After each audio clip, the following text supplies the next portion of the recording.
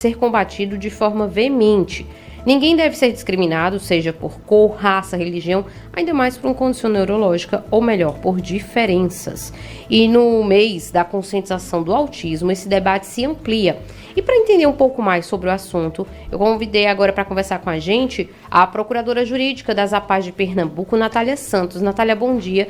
Bem-vinda ao Jornal da Cidade, né? E conte aí para a gente como é que se caracteriza a discriminação. Olá, bom dia a todos os ouvintes da Rádio Cidade. A Lei Brasileira de Inclusão, ela trouxe essa inovação para nós, né? Foi um grande avanço na legislação brasileira, porque ela traz justamente a prática de discriminação contra a pessoa com deficiência. E aí a gente tem uma reclusão de 1 ano a 3 anos e multa desses tipos de discriminação, também contra a pessoa com TEA. E a gente tem um aumento de pena de 1/3 se a vítima estiver sob o cuidado e a responsabilidade daquele que está praticando esse crime contra a pessoa com deficiência. Pode concluir. Então, é bom a gente lembrar, né, que se os crimes eles forem praticados por meio de redes sociais, meios de comunicação, a pena é diferente. Ela não vai ser de 1 a 3 anos, mas ela vai ser de 2 a 5 anos e multa.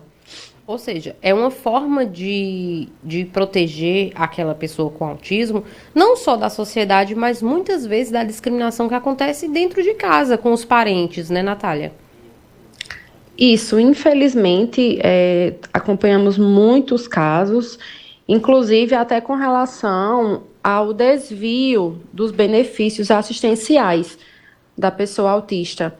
Então, a Lei Brasileira de Inclusão, ela também trouxe essa prática como crime, que infelizmente ele acontece dentro da própria casa, onde deveria haver o cuidado, né? E a pessoa está sob responsabilidade daquele que está praticando esse crime. E a gente aqui no Brasil, para alguns tipos de crime, a gente conta com números específicos para fazer as denúncias, né? Nesse caso da discriminação contra a pessoa com TEA, isso também acontece ou o caminho mais fácil dessa denúncia chegar às autoridades é o 190 da polícia?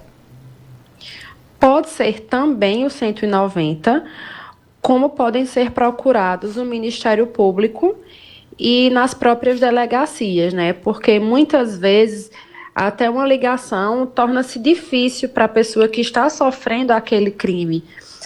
Então, a gente recomenda também que procure o Ministério Público, que procure ajuda, se ela não tiver como ligar ou como se dirigir aos órgãos competentes, que ela procure uma pessoa de sua confiança. Né? A gente tem muitos exemplos de pessoas autistas que até procuram as professoras nas escolas, né? Para poder dizer o que está acontecendo em casa. Então, procura uma pessoa de sua confiança e os órgãos competentes, com certeza, irão ser acionados para ajudar. E é importante a gente falar disso, né? Não só durante esse mês de abril, que a gente trata bastante da conscientização, né, do autismo, mas também durante todo o ano, para que muitas vezes aquela família, né, que tem uma pessoa com TEA, que ela entenda o que é a discriminação, né? Isso é super importante para que as denúncias sejam feitas, né? Porque muitas vezes acontece uma situação, aquele pai, aquela mãe ou se envergonha, ou não sabe como agir, e a gente levando essa informação, né, para outras pessoas, a gente consegue diminuir o número de casos, né, Natália? Isso mesmo, eu costumo dizer que a gente só acaba com preconceito e discriminação com conhecimento. Então, esse Abril Azul, ele é um mês muito importante, que foi criado, inclusive, pela ONU, para que se conscientize as pessoas, né? Porque, segundo a Organização Mundial de Saúde, 1 em cada 160 pessoas tem TEA. Então, a gente precisa, sim, disseminar conhecimento e informação, porque eu acredito que, muitas vezes, esse crime é praticado e a pessoa não sabe nem que está cometendo um crime, porque falta conhecimento e informação.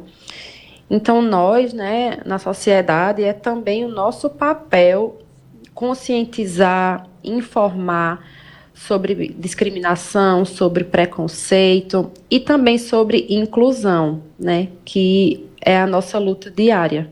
E a APAE, né, tem feito esse papel também, não só de acolher, de prestar serviço a essas famílias, mas também de orientar e explicar, né, qual é o caminho que cada uma deve seguir, né, Natália? Com certeza, porque até os pais, muitas vezes, eles precisam de algumas informações. Muitas vezes as famílias chegam sem informação nenhuma, principalmente assim que recebem o diagnóstico, né? As famílias ficam Uhum. sem saber como agir, sem saber o que fazer. E o trabalho da APAE, ele não é só o atendimento clínico, institucional, mas ele também é um atendimento de apoio e orientação às famílias. Perfeito. Natália, muito obrigada, tá? Fica aqui o nosso desejo, o nosso registro de que cada vez mais as pessoas possam conhecer os seus direitos, né, e como cobrá-los, né, e que daqui a um futuro próximo esse assunto fique no passado para que a gente não precise estar ainda tratando sobre isso, mas que as pessoas possam cada vez mais incluir os autistas na sociedade. Muito obrigada, tá, Natália? Até a próxima. Eu que agradeço, um ótimo dia e bom trabalho. A gente conversou agora com Natália Santos, que é procuradora jurídica da